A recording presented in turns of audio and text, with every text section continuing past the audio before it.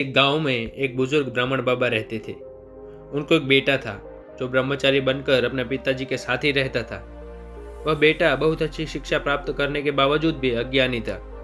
उसे अब ब्रह्म ज्ञान की भावना समझ में नहीं आ रही थी। एक दिन वो अपने पिताजी के पास गया और कहा, पिताजी, मुझे ब्रह्म ज्ञान का ज्ञान प्राप्त करना है। कृपया करके आप मुझे उसकी सीख दें। ब्राह्मण बाबा ने एक गिलास में पानी भरकर उसके बेटे के पास रखा और कहा, बेटा, इस गिलास को देखो, क्या इसमें पानी धीरे धीरे बढ़ रहा है? क्या तुम पानी की गति को समझ सकते हो? बेटे ने अपनी आंखें गिलास पर रखी और कहा, पानी की गति धीरे धीरे बढ़ रही है पिताजी।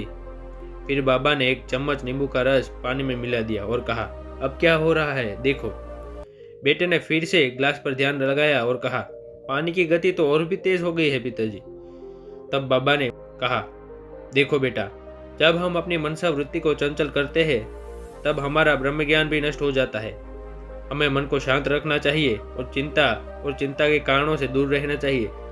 जब हमारा मन शांत होता है तब हम ब्रह्म ज्ञान को प्राप्त कर सकते हैं। दोस्तों, यह कथा हमें यह सिखाती है कि हमें अपने मन को शांत रखना चाहिए और चिंता के बारे में सोचने से दूर रहना चाहिए। जब हम अपनी मनसा वृत्ति को संयमित कर लेते हैं तब हम सुख, शांति और आनंद को प्राप्त कर सकते हैं।